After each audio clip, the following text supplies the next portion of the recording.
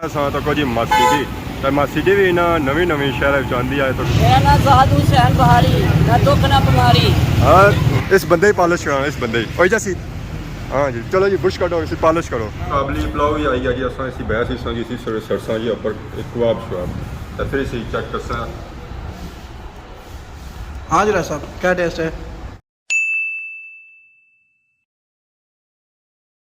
जी हमारे दोस्तों अस्सलाम वालेकुम करना सारी ठीक ठाक सो खुशबाश सो ताला ईमान जसो मैं राशिद शबीर सा तकीर यूट्यूब चैनल और फेसबुक पेज राशिद कश्मीर। आज सारी खिदमत दो नई वीडियो के इंतजार हो रहे हैं जी। आज असा मौजूद है जी डडियाल शहर काफ़ी देर से सर दसी रहे जी गाँव का महल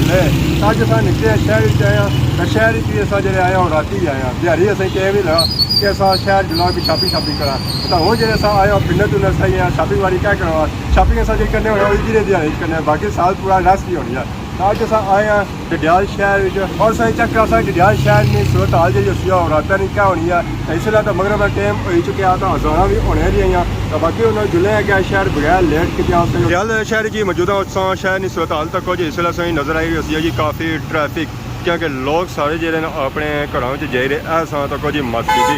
मासी जी भी ना नवी नवी शहर आंदी है तको माशाल्लाह बहुत ही खूबसूरत मस्जिद बाकी जड़ियाँ टोटा सारी गड्डियाँ भी जी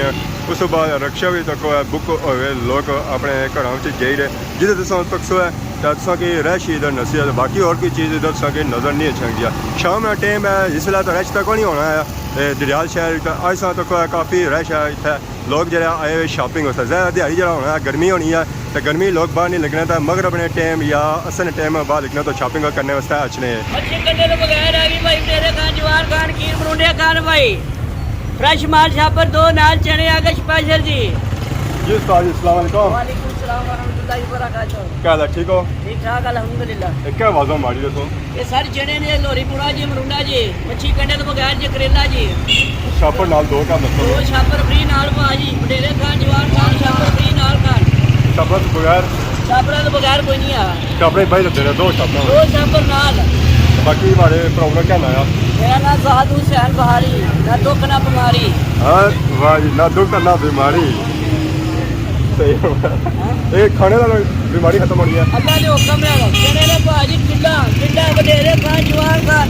किला खान दे बुढ़े खान दे जवान हो जाने भाजी बुढ़े खीर मरुंडे आ गया भाजी स्पेशल खीर मरुंडे आ गया लोरी पूरा आ गया गोट के चोले आ गया भाई बाकी ये मच्छी कंडे तो बगैर आ गई भाई मच्छी दसो जी कंडे से बगैर सर मच्छी आई है ना कंडे तो बगैर दे ये मच्छी ये दो सर ओह बहुत जी ये मच्छी जड़िया कंडे से बगैर है ये मच्छी आ गई कंडे तो बगैर भाई कंडे तो बगैर मच्छी बडेरे खान जवान खान मच्छी कंडे तो बगैर खान भाई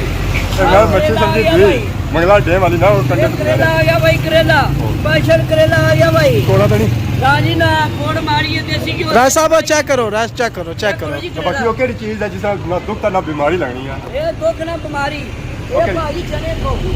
चने खाना ना दुख ना बीमारी ना दुख ना बीमारी मरुंडा खाओ ना दुख ना बंदा मारा जीना रहे सीधा दुख ना बीमारी हो जाए ना अल्लाह ने हुक्म से बीमारी लग गई ना नियत ना खाओ तो बीमारी लगेगी बिस्मिल्लाह पढ़ के माल जो तो बीमारी नहीं लगेगी बिस्मिल्लाह पढ़ के खाओ तो ना से दुख लगन गया तो ना ही बीमारी लगन तो बाकी और सुनाओ काम कैसा चल गया हम अल्लाह पाक का शुक्र है मौला पाक का करम चलो अल्लाह ताला सारे काम की बरकत दे बसा तक लोग हुन घर जी रहे जरा हुन आवाम घर जानी भी तक बेचने ले भी कार जा अस्सलाम वालेकुम। वालेकुम सलाम। क्या हाल जी ठीक हो? अल्लाह पाक ना एहसान जी। कुछ जे रहे हो?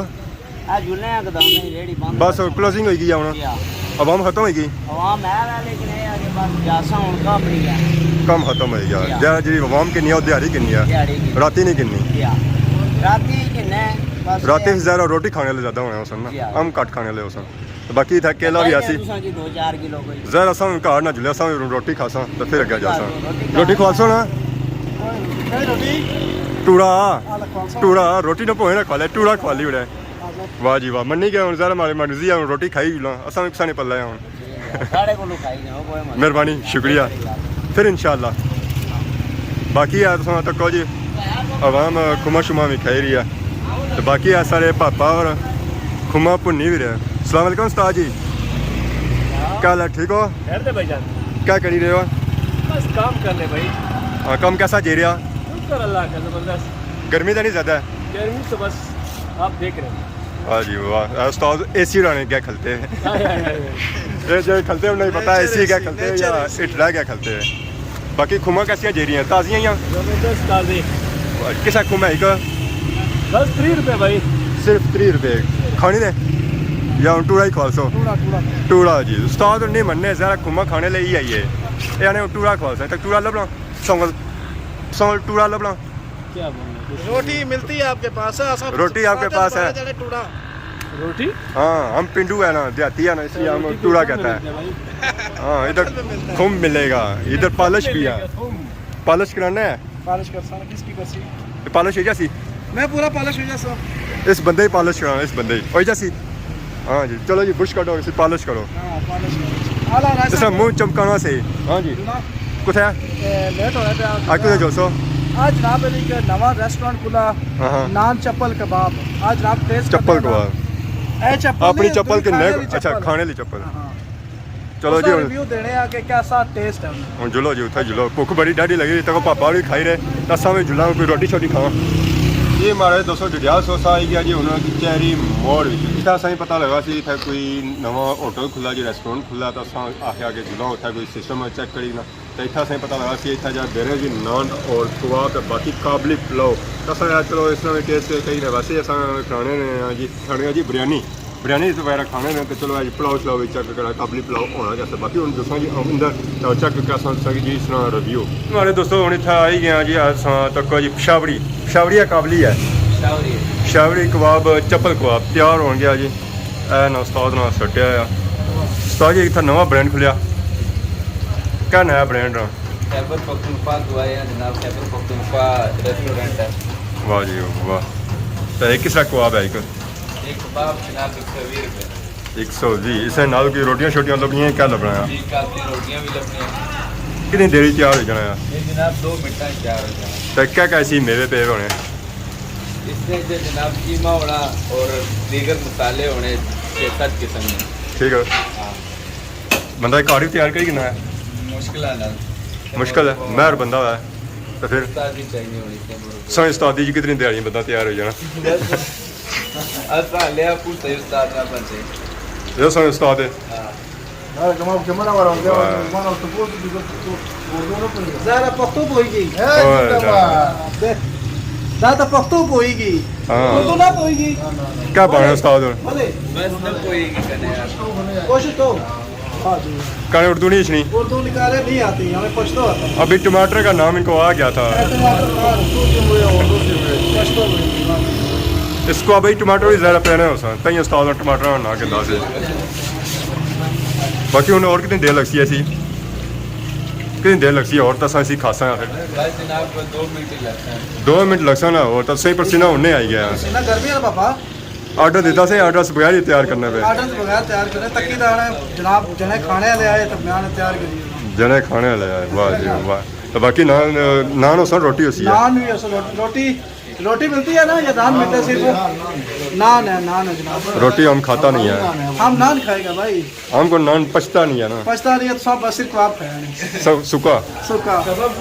सारी सी कोई बाव किसा खाता मैं नान ये तो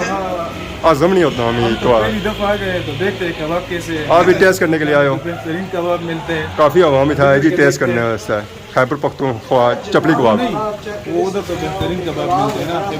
हमें भी इधर का चेक कर देंगे ये उधर से ही आए कहते हैं चलो इंशाल्लाह अगर बेहतरीन हो गया तो फिर